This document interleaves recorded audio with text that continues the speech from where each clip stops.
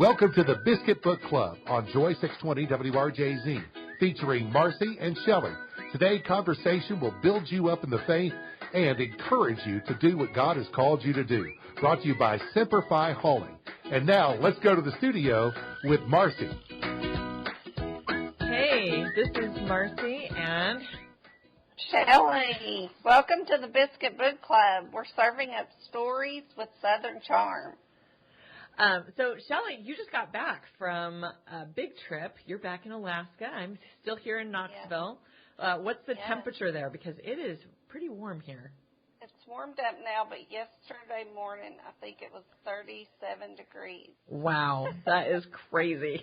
I think it was probably 180 degrees here with the humidity. I have to say, I think I bought the last swimming pool, the little kiddie pool from Target, because I just thought, you know what, maybe this will be a great way for us to sit outside and watch the fireflies. So I do not miss that heat. Yeah, and the humidity. But you know what? I'm from California, so at least it's not on fire. That's all I have to say. So we usually talk about, so grab your cup of coffee or sweet tea. So I'm just going to say grab your cup of iced coffee or sweet tea, and we're going to settle in and talk about somebody we're going to give a call here pretty soon. One of the things I love about summer is the fact that it kind of changes up your routine. We always had a summer life and the rest of our year life. And so much of our summer life was around swimming. So I don't know, did you guys go swimming a lot? I did not, but my brothers did. Yeah. So, well, I was a lifeguard at the same time our teenagers were lifeguards. So and then we lived up in a small town, Alta, California, and there was the Dutch flat pool, and I taught swim lessons there, and we loved it. Like, I don't think there was ever a day when we didn't go to the pool, even if it was just for 15 minutes or 30 minutes at the end of the day just to cool off. But the thing I loved about the pool was it really built community. And so many friends, I mean, you would just say, okay, we'll see you next summer. You know, so many friendships were made at the pool because I think it was a time of just being able to rest and just visit where you don't usually have that in your busy life. And so, and we lived in Kentucky by lake, Laurel Lake, and my brothers would go, but I was too little, so I didn't get to go very often. So you might have been little. Did you have to wear a life jacket, one of those orange ones that flipped you over? Yeah. I think those were called the Mae West life jackets. Like that was so cute. That was like my biggest motivator for learning to swim is not having that orange, like from Gilligan's Island days. So anyway, was to learn to swim so I didn't have to wear that. And now I'm doing swim lessons with our grandkids, which I love. But I did. So our guest that we're going to call here pretty soon, Robynne Miller, I met her at the pool. I don't know if you knew that. Yes, I love that. Yeah, I met her at the pool, and that was really fun. The fact that that's been 13 years ago that we met.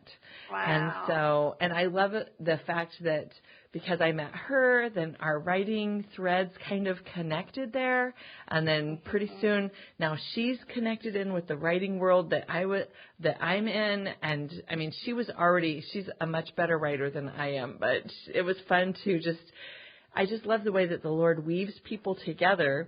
And then because of her involvement and her husband, Ian, stepping up to the plate, taking on a huge commitment that we've talked about over and over was the Vision Christian Writers Conference, which took over after the Mount Hermon Christian Writers Conference ended.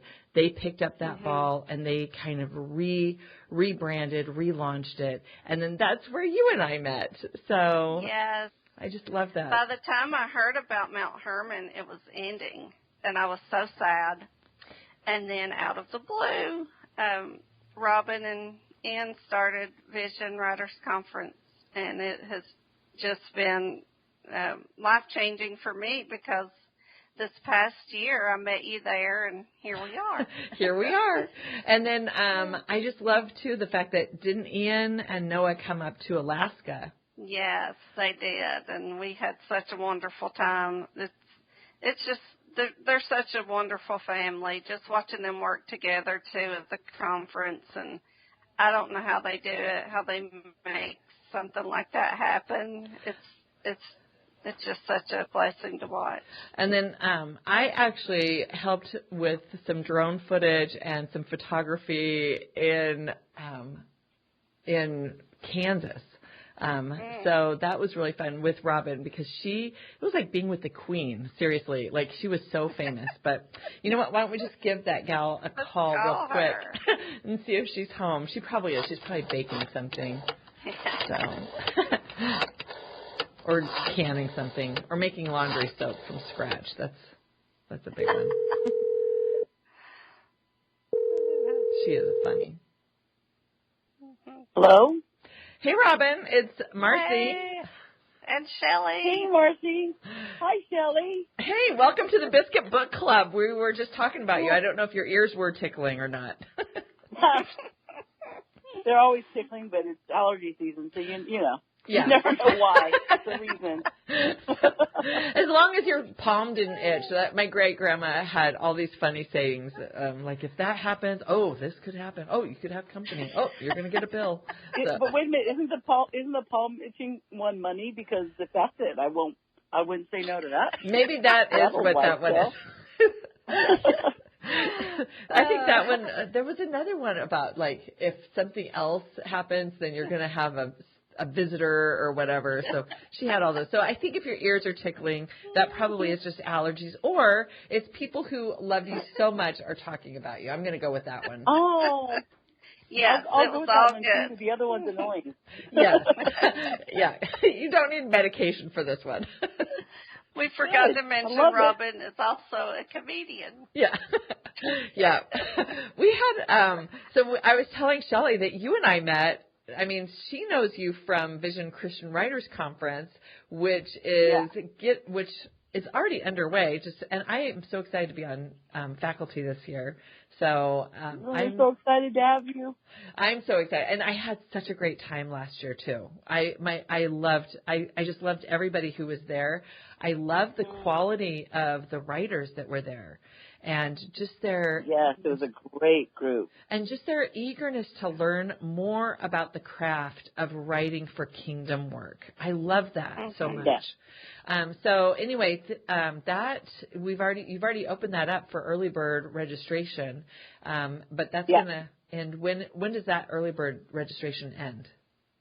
The early bird prices end at the end of August, so August 31st. Okay.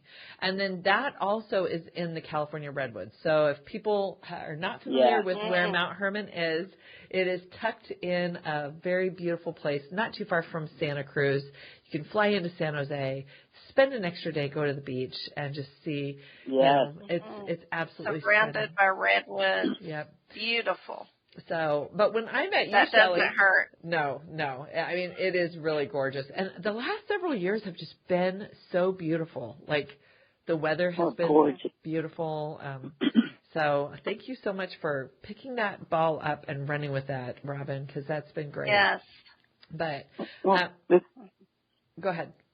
It's been a pleasure. It wasn't on our radar, and when Mount Hermon's version ended, which was so precious to me, so incredibly, that the conference, just conferences in general, but Mount Hermon is special. The location, like you're saying, is just stunning, and it's just a special place. So when their version ended, I was not amused. I needed that to continue, and then when God said, "How about you?" and it just a lot of things happened, and it ended up being us. I'm super grateful, because I just feel that place is kind of an anointed place, and the people that it draws, it's just such an amazing community. It's such a great writing community. So we feel pretty privileged to be able to get to do that. It would be, do you have any idea how many books have been launched? Like, you took it over in 2021. Do you have any idea how many contracts or how many people have gotten agents or how many books have launched because of... That's really kind of interesting, because I was thinking about that, because this year was a little bit unusual. Every year those things happen. But what usually happens is at the conference, the ball gets rolling at the conference. So because we're kind of unusual in the field of conferences in that we don't limit and don't charge for appointments with any faculty. So whether it's like a publisher to pitch to, or an agent to pitch to, or just somebody who is an expert in their field and you want to just ask them questions and get some information or whatever, we allow unlimited of those. And so a lot of conversations get started and a lot of requests for proposals or, sample chapters or more information happen. But usually those deals don't get finalized at a conference simply because there's just so much going on and more information and more, check it out needs to happen. But this year there was a ton of it. So I started kind of trying to count. I mean, people got jobs, people got contracts at the conference, and there was even one of an absolute, I'm not going to say his name because now he would be under fire for why he hasn't done this before, but he makes a point of not extending an offer of representation. He's a literary agent, and he makes a point of not doing that at conferences because the conversation needs to be deep and on both sides, everybody needs to know what's going on. And he actually offered his first ever contract at Vision.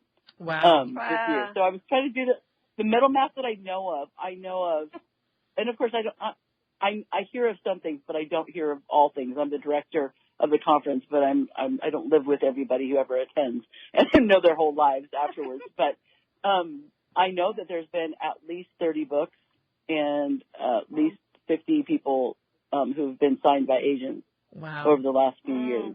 So, and like I said, I don't know who else, but I do know that. And one radio station, I might add. Yes. Program, not station. Program. Yes. Isn't that? I mean, there's been podcasts, but you guys stepped it up. You took it beyond the development of a podcast and went to radio show. So I think that's super exciting. And like I mean, the whole point of a writers' conference, people tend to think of as making connections, maybe pitching their project, or just learning the craft they're writing. But things like radio shows can come out of it too. My best friends have come out of conferences, and so many more opportunities than just specifically writing have come out. So you got to keep your eyes open. You never know what's going to happen if you go to a writers' conference. Yeah, because we just were paying attention, and you had Bill Myers. Bill Myers has been on the show here, but Bill Myers was the keynote at the Vision Christian Writers Conference. So we were paying attention when he said, "Just say yes." So you never know. Well, he's the reason that I did the conference. Because like I said, it was never on my radar to direct a conference. And when all the people that I put on a list and handed to the Lord to say, here's a great lot of people who could, step into this gap. And he said, how about you? My first reaction is, how about not? Because I've never directed a conference before, and there's other people better equipped and qualified. And finally, it was very clear that he was saying, how about you? And Bill Myers' voice was in my head. I could not get it out.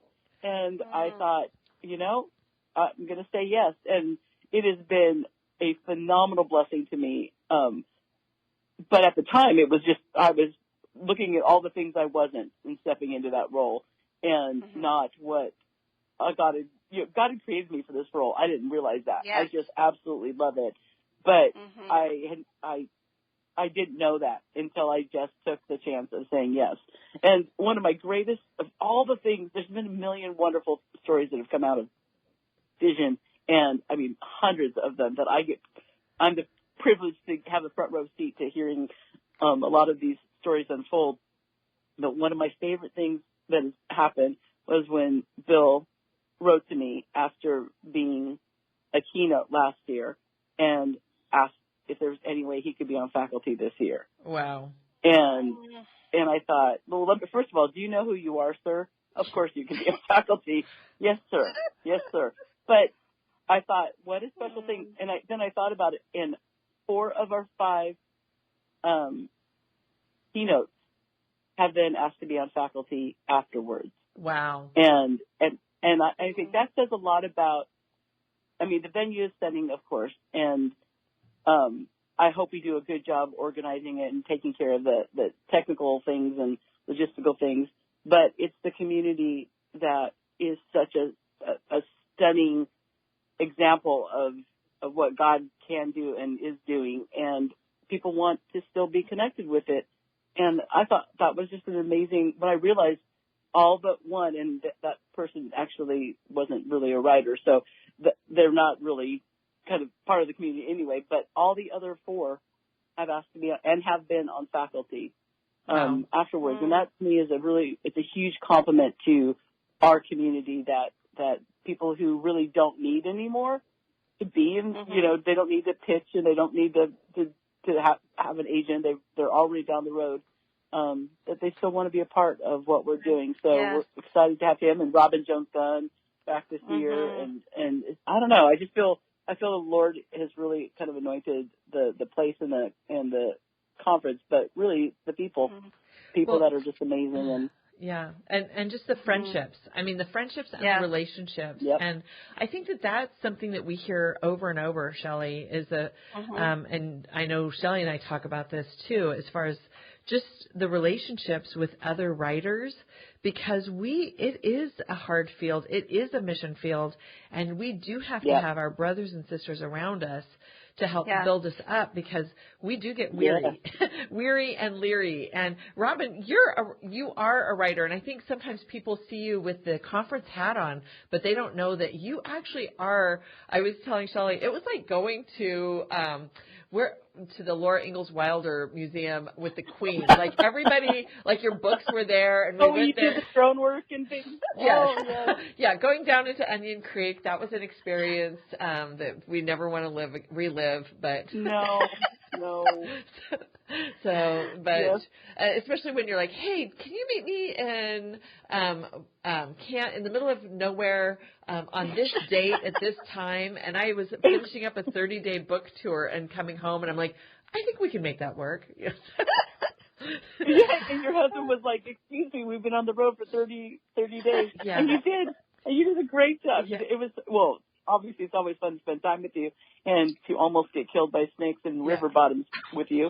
But we didn't, so it all worked out. Yeah. But, it is kind of funny when you, because I'm not a person who, I don't get starstruck very easily. I just think that we're all just people, and it's just kind of silly. In some ways, I respect people greatly for their accomplishments, but I just don't get too starstruck. But I remember the first time after one of my books came out, and it was a particularly popular book, and I had been asked to speak and do some book signings and things, and because I still had kids at home, a couple of them were on this book tour with me. We called it a vacation too, but the reality was we were going from little house location to little house location, which for boys is awesome. Yeah. But one of them was like, I had no idea anybody even knew you, kind of a thing. Like, well, this is my world. This is where I actually have some success. They just looked at me like, but you're just mom, guys. I'm still just mom. But that's kind of the cool thing too about there's so many people, like when we first met, Marcy, you and I, in fact, you're the one who convinced me to go to my first writers conference by standing with me. Yes, we met at the pool. You taught my kids to swim, the pasty but little it was Noah. in the Safeway. Bless them. But Safeway in Auburn, California, was where in the produce section, you stood and talked to me for about 45 minutes because I didn't think it was the time of my life because I still had kids at home and one with some special needs. I thought, it's just not the time for me to indulge in my desire to be a writer. You just really got my heart back on, well, what is the Lord saying? And what exactly do you really feel like he's calling you to do? And the next thing you know, I was at a writer's conference, actually Mount Hermon's old version, and the rest, as they say, is history. But that started in community. Wow. That started in you taking the time. We had known each other through the pool and things, but then you took the time when we just happened to meet out in the wild to invest in me. And I thought, wow, that's really kind of what I want to foster at Vision is that Mm-hmm. community situation, because you are so right. Writing is a solitary practice for most of the time, and we need people that we can get honest feedback from. We need people that can talk us down from ledges. We need people that just are further along the road and can say, have you thought about contacting this person or submitting to this contest or whatever it is, or accessing this resource? And that only happens when you build relationship and community. So from that moment on, I prioritized going to a writers conference every year. Mm-hmm. And as a result, you're right. I'm now a writer and a speaker, and apparently I'm a director of a writing conference. So you never know what's going to happen. You never If you know. meet somebody by a pool in the summer. Yeah, it could be. I mean, and I love that part. It could be, just taking the time. I feel like the Lord does give us opportunities that sometimes we don't really appreciate. And, and I don't know if you remember this, Robynne, but we had already moved to Southern California. We were up for the summer because Scott was getting his. That's right. Yeah, so we were staying at a tiny little cabin on a tiny little lake, and we had stayed there we were only supposed to be there for 4 weeks to get his certificate, but we ended up being there pretty much the whole summer. And I had just packed up my manuscripts. We just spent the summer up there. So we weren't even living up there anymore when I ran into you. Oh, that's right. Yep. So See, that's even that, because even though the communities of Alta and Dutch Flat are tiny little communities, but the area, it's mountains, and there's lots of acreage, and there's lots of places that people could be. So the fact that we crossed paths, in fact, Auburn is 25 minutes from where we actually stood, and you talked to me about writing. That actually happened 25 minutes from our house. And you could have been anywhere. I could have never seen you. Yeah. And yet God just took that connection and knew that I needed your input and orchestrated that. I mean, you could have been up there all summer and I could have never seen you at all. And yet I did. And I think that's part of what's really cool about community and God being so intentional and knowing what we need when we need it. I mean, Bill Myers is definitely credited with me starting Vision. But you're my you were the one who started me on my writing career by investing in me in, like I said, the produce aisle of the Safeway in Auburn. Yeah, and the kids are like, "Are we done yet? One more lap through the cereal section, kids. One more lap. We still have work to do here." Your kids were heroes because because you were facing the back, like I was facing out into the store. You were facing kind of into the corner, and I would see them come. They'd do a lap around the store, and then they'd see, nope, Mom's still talking, and they go right on into another one. I thought, you have trained them well. They are lovely children. Love not one whine, not one are we done yet? Could you stop talking to the woman by the carrots, please? They were lovely, and let that ministry happen by the bok choy. So they're awesome. Well, and then I just think it's great too. Like, so that happened, and then you were you and Ian, I love the fact that you guys are both such a great team. You and Ian then launched Vision in 2021, and then Shelley and I met, and now you're on our show. Like, how crazy is this? So it is very, very crazy. And did you know that when our kids are turn 15, we do something for all of our kids. We do kind of a year of intentional discipleship, like discipleship on steroids, and then we end with the girls went on did some sort of a mission thing with me, and the boys did something with Ian. And because we had met and fell in love with Shelley at Vision, and we knew that she had her ministry in Alaska, Ian and our youngest, Noah James, did their mission thing up with her, which I was trying so hard because our oldest are the girls and our youngest are the boys. And I was kind of trying to be really Jesus-y and godly and be very happy that they got to go up and have that experience. But I was a little jealous. I'm going to admit it. They had such a blessed time. Oh yeah, it was a great week, and God just formed their bond there. And then last year at the conference, I have a hard time talking about it without crying because it was just such a wonderful experience. And for those of you just tuning in, we are talking to Robynne Miller, and she's the director of Vision Christian Writers Conference in the Redwoods of California at Mount Hermon. And Robynne, is there a quick memory you could share with us about the kitchen, or what's your favorite go-to meal since we're at the Biscuit? Ooh, yeah. Oh my God. We have 1 minute left. Well, my favorite thing to do. I love making sourdough things. I make sourdough without a recipe. That was what I learned during the pandemic. Well, everybody was learning how to make sourdough with measurements. I was learning how to make it without. But I love making things from scratch. So one of my favorite things to do is to make bacon from scratch, because I had a kid who couldn't have nitrates and nitrites and all those things. So curing get a side of bacon, put your seasonings on it. There's a million recipes on how much salt you need to use. But I'm telling you, the best thing in the entire world is slicing up some bacon that you've cured that has nothing nasty in it, and eating the whole thing. Oh, that's one of my favorite things to do. Oh, BLT sandwich. Also, tomato pie. Oh my gosh, now I'm hungry. Me too. Well, we can't wait to see you soon, Robynne. Yes. Oh, thank you. See you in Vision next March. We're so excited. Yeah. Thanks so much. Thanks so much for joining us with the Biscuit Book Club.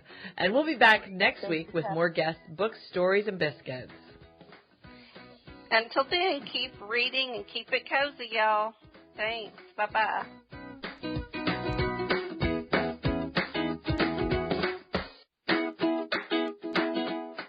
Thank you for listening to today's Biscuit Book Club with Marcy and Shelley.